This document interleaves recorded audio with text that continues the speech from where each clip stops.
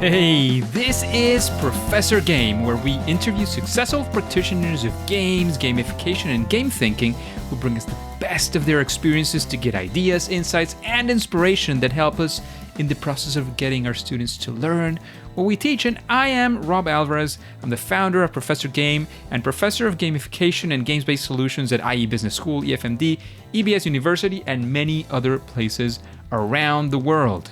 And if this content is for you, then please go ahead and subscribe to our email list for free at professorgame.com/subscribe. Hey, engagers, and welcome to another episode of the Professor Game podcast. And today we have Lauran with us. But Lauran, we need to know before we start, are you prepared to engage? Of course. Let's do this because we have Lauran Kerr-Heraly. Did I kind of say that okay? It's Kerr-Heraly. Kerr-Heraly. All right, I'll do my best if I have to say it again. And she's an award-winning educator and author. She right now serves as a history professor and innovation fellow at the Houston Community College, and her innovative teaching includes turning a classroom into an escape room, multidisciplinary projects showcasing personal food histories and environmental justice, and playing within experimental learning spaces. And as an executive function coach, she works with teens and their parents to develop a holistic approach to school success, which includes a focus on essential skills, executive function, and emotional awareness. She, of course, uses gamification in her coaching to motivate and engage, and she shares a nerdy and adventurous life with her husband and a 10-year-old in Houston, where they play a lot of board games. The more complicated, of course, the better. So, Lauran, are we missing anything from that intro? That's great. Yeah, nice to be talking with you today. Amazing. So, Lauran, we always like to get to know our guests a little bit more.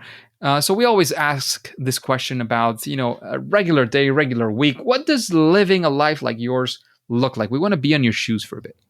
All right. Well, I'm a community college professor. So I teach 2 days on campus, and then I teach classes online. And then the rest of the time I'm running around doing things like turning a classroom into an escape room. And I also have a coaching business where I help students and families with executive function skills. So that involves a lot of emails, Zoom calls, etc., helping people out and creating things as well. So in the evenings, we're definitely going to be playing some kind of board game. And I really enjoy doing that kind of thing. I have a 10-year-old, and my spouse is really big into games as well. We actually have a custom-built game table. So generally, the evening's going to end up with a game. I have a question because I hadn't heard it before. What does that executive coaching that you mentioned, executive functions or something like that, can you expand a little bit on what does that mean? Sure. So executive function is basically the brain's way. It's like command center, if you will. Okay. And it's the part of your brain that helps you get things done. So anything from time management to remembering things to emotional regulation to being able to follow through on tasks, things like that. So I've been teaching for over 20 years, and it's one thing that students really struggle with is they'll come to me and they'll say, well, I'm bad at time management. And I'm like, well, you're not totally bad at time management, but you might need some work on it. But they don't know that it's a function of the brain. And so when all you try to do is just sort of tackle the problem, you're not understanding the brain's processes, the mental processes that go behind it. You're not understanding the emotional roots of why you might be stuck on something. So I developed this program to help people with that. And people who are neurodivergent have perhaps heard this term more often. My spouse and my kiddo have ADHD. And so we speak this language a lot of people who have something like ADHD, that these things are harder to do for them. But there's always, ways to put structures in, to engage through, and that's, we do gamification in my own home with like chore lists and whatever else. So that make them more bearable and that make the brain say, oh, I want to do this, instead of the brain saying, oh, I hate all of that. I'm not going to even try. So that's executive function. Amazing. Thank you for that explanation. And let's dive into a story, maybe of one of those times. But I want to make sure to clarify that this is not a story of success, at least not at the start. We want to be at the lowest of the low, that difficult moment when you're trying to do something and it just didn't work. Of course, then we'll get into the lessons or maybe how you got out of it and what you learned and how you do it differently today. But we certainly want to be there and understand, what went wrong and perhaps take some understanding and not to do it ourselves as well. Sure. Well, so this escape room that I developed has taken 3 years to fully develop. And in the beginning, I was in a program called the Innovation Fellows here at my college, at Houston Community College. It's a program that faculty and staff can apply to, and you take a year kind of learning about innovation, learning about things like gamification and game-based learning, and developing projects. And so I had 2 ideas. One was to develop kind of a murder mystery game that was educational. And then I thought maybe there's liability issues with that. So I decided to go for the escape room. And when I started out, so I'll preface this by saying I rethink how I view failure now, where I would have seen this as like a total failure before.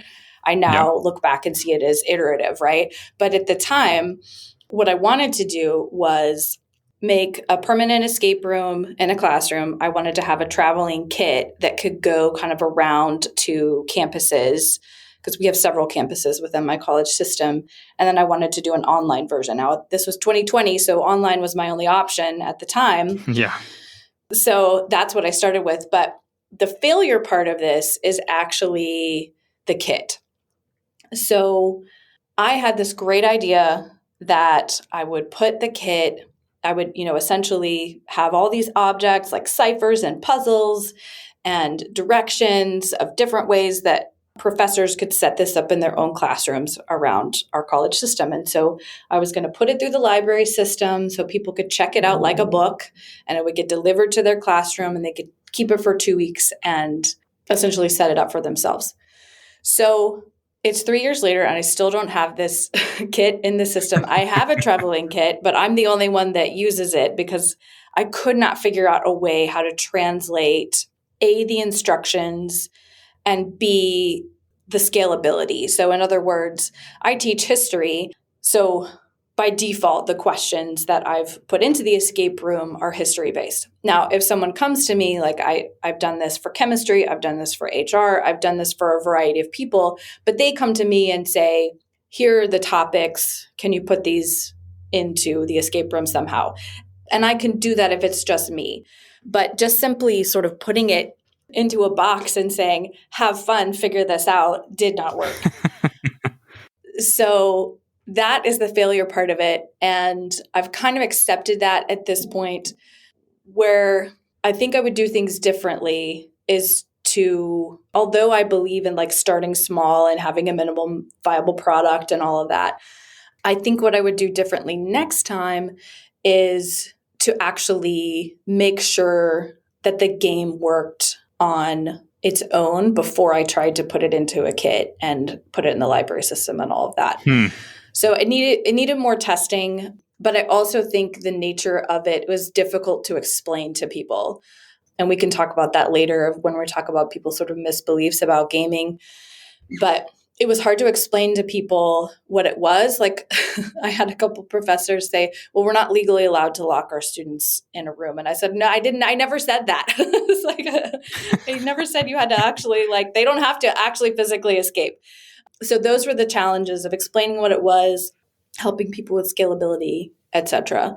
That sounds amazing because, one of the things that, you were mentioning the whole scalability and especially when you mentioned the part of, I believe in this, but it has to be iterative. And I think it was, at least it sounds to me like it was certainly an iteration, what you were doing right there. And at this point, of course, maybe it sounds like, oh yeah, you moved on and you've done other things, but it doesn't mean that you can't pick it up later first. And then especially that there's nothing to do about it anymore. Like you can really still do a bunch of things with that. And, it is a lesson that we all get to learn. And as you mentioned at the start, now that's not necessarily a failure for you anymore. And there's a lot to learn from that. So I think overall, I do think that it was something that proved very, very useful for you, for your development and for understanding how these things work sometimes, right? Absolutely. Amazing. So And about the kit and the scalability, scalability can mean many different things, right? So how to do it. But one of the things that I did want to make sure I commented on this, and this is an argument that at least I use a lot on my workshops and so on. I always mention to people that gamification is more of a design discipline than anything else. So Mm-hmm. more often than not, when you try to look for something that works for everybody, that's where it gets hard, because not everybody's the same, not every class is going to be the same, not everything is going to work the same way, and that's okay. That's part of the way this works, and that's not a misdesign, so to speak. That's part of the way things are almost supposed to work. Yeah, and that's a great point, because what did end up being successful was, like I said, if a particular professor or group, like I'm taking the anime club through the escape room next month. So what does work is for them to say, this is what we'd like to do. They're pretty open to the experience, but they just want it to be tailored a little bit to their, interest. So that I can do. And now, because I've worked on that slowly over time, I do have kind of a bank of different questions and different routes and different puzzles. And I actually had my students last semester, I took them into our makerspace and had them design like puzzle boxes and jigsaw puzzles and stuff that they put their own questions into. And so I've involved my students in the design process. So that has been successful, is to just say, okay, this is going to take a while, but over the course of a couple years, we're going to have, at this point, I think I've got about 10 different ways that the room can be set up and different disciplines that can use it. So the scalability does work, but you're so right that it is a game design issue. And if you try to it's not one size fits all. And it wouldn't Yeah. be effective if you try to make it fit everything. And that's the way it is. Like, I mean, some people say, well, but it should work for everything. Look at other resources. Like, yeah, well, you can say that a book works for any subject, but not the same book. Has Right. its own author, right? You're not going to say that any PowerPoint is going to work for any class. PowerPoint works, but you have to build the PowerPoint. Part of the whole thing with Mm-hmm. PowerPoint is you have to put your work in it, and that's how it works, and that's fine. So again, thank you very much for sharing that experience. I think it is a very valuable lesson for some of us that it's easy to forget, right? It's easy to forget and get frustrated and say, well, I wanted for this to work for absolutely everybody, because we forget that this is that's almost by design. That's the way it works. So let's actually go for the opposite, or maybe it has to do with the same escape room that you're talking about. Maybe not. But let's go for a story of success, something that you're, one of those perhaps you could call proud stories, something that you want to say, well, I'd like to tell the engagers about this, essentially. Yeah, well, I'll stick with the escape room for a little bit because I am super proud of that. And I'm also very lucky to work in a college that I can come to them with sort of crazy ideas. Like, can I have a classroom like forever and turn it into an escape room? And they're very supportive. So, some of the things I mentioned before, like getting students involved, having a team was really important, that I could involve other people in the design process. That I did a lot of testing in that classroom before I took students through it. I had my students test it as well and give me feedback. So don't underestimate the power of having a team, even if all they're doing is testing it for you. That's really valuable information. So that's a big success. Something else that I've done just on a small scale in my classroom, because I teach history, I do a lot of game-based stuff. And this is something that, most students respond well to, because they're interested in, their brains are interested in games. They play games, I teach 20 something. So I always ask them on the first day what their hobbies are, and video games is like number one, anime is number two, and then soccer. But so in the classroom, I've been able to play games on a lower level when it's simulations. And I'll preface that by saying there are some ethical considerations when you do a simulation. Like, you don't want a person to take on an ethnic identity that's not their own, for example. So there are ways to do it where you're not necessarily like putting yourself into someone's shoes, but you're creating a scenario that everyone can play along with, right? Huh. Interesting.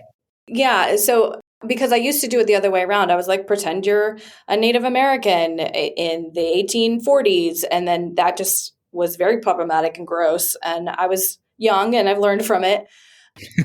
But like, for example, PBS has a great site called Mission US, and they have various sort of missions that you do. Like the one my students did this week is from Crown or Colony, and they look at decisions that a 14-year-old apprentice would have to make in Boston as, the revolution is, coming very soon.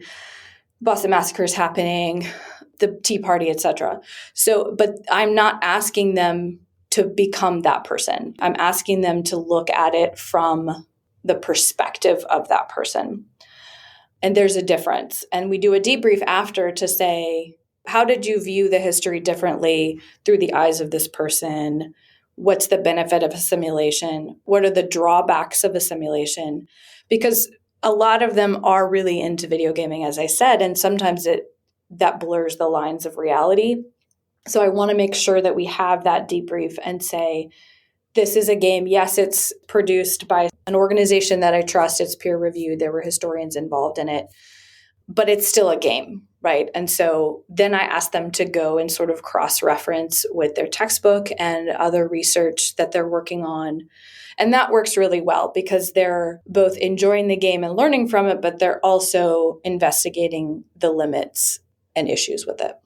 It's super interesting. One of the things, and I think there's a lot of cultural stuff involved in which I am definitely not an expert on.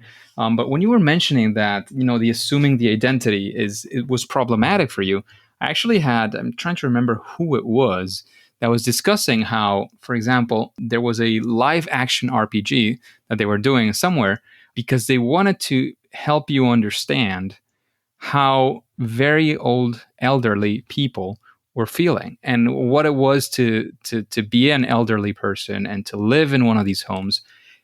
And it was super, like what they did was super interesting, super educational, but you actually literally had to become that person, right? And I saw a documentary that took it a step further. Of course, there's a lot of more theatrics probably on this one. It has the actor of Thor, Chris Hemsworth, I think is his name.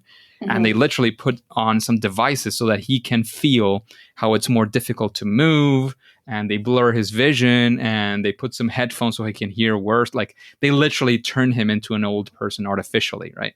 So I don't know. I just find it interesting that perhaps this has something to do with that it's cultural. I don't know, because this person that mentioned the live action RPG, I know they are from one of the Nordic countries in Europe, and I'm not sure if it's Denmark, Finland, which of those Nordic countries it is, but I know they did it there. And everybody was fine with it. And a bunch of people like left that simulation and started calling their grandparents, right? Because they felt that they needed some more love, et cetera, et cetera. So I don't know, like it's interesting that for one, and I know that the cultural identity is like very, very, like works in let me call it a different way in the US. So I don't know. I just found it curious and wanted to make sure that for me, one of the key takeaways there is, whatever it is that you're doing, it is immersed within a culture or several cultures. So you need to understand what's appropriate and what's not. And that's really difficult.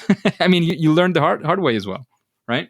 Right. And I teach in a college in the US that we're the most ethnically diverse, and we have the most international students of any community college in the country. So, I in a class of 24, I've most likely got at least 20 different nationalities or ethnicities represented. Yeah. So I do listen to my students as well. And this is part of why I've changed some of the ways that I've done role play and simulations. For example, I do a simulation where, the American Civil War is coming, and the nation was very divided primarily on the issue of slavery. And so when I say half of you are going to represent the North and debate whether or not war is a good idea, like you want to vote for war, and half of you are going to represent the South. Now, no one wants to be the South. They don't want to be the bad guy that was fighting for slavery, right? So we have to say this is a simulation. Again, I'm not asking you to be this person and have these views, but I'm asking you to consider why someone would have these views. Because if we don't understand the why behind people's beliefs, even if Yeah. they are wrong or are different than ours, then we're not going to understand why things happen. And when you're speaking historically, cause and effect is really important, right? And it's a cliche, but we try to understand the past to understand the present, right? It is definitely crucial. So let's move on to our next question, because I really enjoyed that, but I also want to see if we get some more juice out of you, Lauran, because I know you have some interesting experiences under your coat. So, like, if I know you're constantly doing more stuff and using simulations and all that, what would be perhaps a process that you follow? Like, you're going to use game-based learning, or you're going to use gamification. How would you introduce it? How you go through that decision-making process? What happens when you're thinking of these things? What goes through your mind, essentially? Yeah. First of all, if I'm teaching something in my own class, or if I'm working with my executive function coaching clients and I'm thinking, this is what I want them to learn, then I'm thinking, A, how can I make it fun? And B, how can I get there? So I always start with backwards design. So, in other words, I start with what I want them to learn. And in the classroom, that could be a simple objective like I want them to understand 4 causes of the American Revolution. With a coaching client, it might be something like I want to help them unlock the emotional reasons why they're procrastinating. I want them to unlock 3 reasons. So those are pretty broad, right? So what I decide then is I go backwards and I think, okay, this is what I want them to learn, these 3 causes of the revolution. And I'm going to go backwards and I'm going to say, how am I going to accomplish that? Like, how am I going to assess it? And then before that, I'm going to, and then like the step before that would be, what are the learning mechanisms? And then I go back to say, here's the background. So in other words, I start with what I want them to learn and then build the game or the lesson or whatever backwards. And sometimes that looks like building a pretty boring lesson or class and then gamifying it. Because sometimes that's what you have to do. And I do tell my students, I said, hopefully you'll have lots of fun in my class. And I tell my clients the same thing. But I also hope that sometimes you realize you have to do boring things. But I don't like doing boring things either. So that's why I gamify everything. So so backwards design is super helpful. And it's super helpful with addressing people's misbeliefs as well. Because with my escape room, for example, I had a hard time convincing people that this was actually worthwhile. It's what I use for my midterm. I don't give a midterm exam. I take my students through the escape room. And I joked that I say, if you all get out, then you get an A, because they're learning group dynamics, they're learning problem solving skills, and they're using their content knowledge to do it. So using backwards design and having really clear objectives helps address people's misbeliefs, because you're showing them this is for something. Because academics are funny about this. They're like, unless it's work, unless you're learning something, then it can't be worthwhile. If we can't assess If it's it not through a hard test, and people don't want to do it, then we cannot do right, it. right. So that's, so the backwards design and the lesson or the objectives are really important.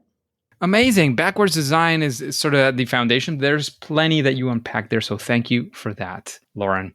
And Lauran, with all this experience that you've had, of all the things that you've been doing, would you say that there's some sort of best practice, something that you would say, well, if you're going to work on gamification, do this, and at least it'll make your project a little bit better? Yeah. Well, so I kind of had to learn the difference between game-based and gamification. Game-based is like, playing a game, a simulation, a board game, video game, whatever, even like a trivia game. Gamification is putting some rewards and badging and levels into what you're doing. So on a practical level, if I mentioned my 10-year-old who has ADHD, just saying you need to do all of these things today, and if you don't, there's a consequence, that's horrible for everyone, right? So instead, we have a small allowance that we give her for doing chores, and we said you have 4 checklists a day, and for each checklist you get 25 cents. that is very motivating. That's gamifying, right? Because she unlocks level 1, which is her morning checklist. She gets 25 cents. So she's automatically motivated to come home from school and do the afternoon checklist, which is going to get her another 25 cents. You know what I'm saying? And then the reward at the end of the week is that she gets to spend that $5 if she wants, or she can save it. It's usually she's saving it for Lego. And so that's an example of gamification. So when you're thinking about best practices, again, always start with like where you want to go, like what's your ultimate goal.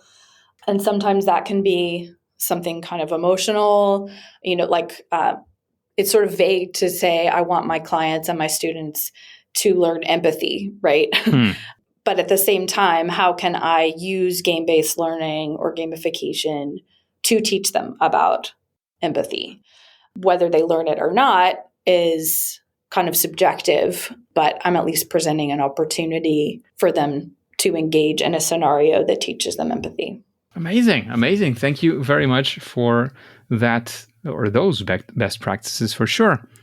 And Lauran, you've been hearing the questions. You now know kind of the vibe of the podcast and what we're doing here, what we're all about.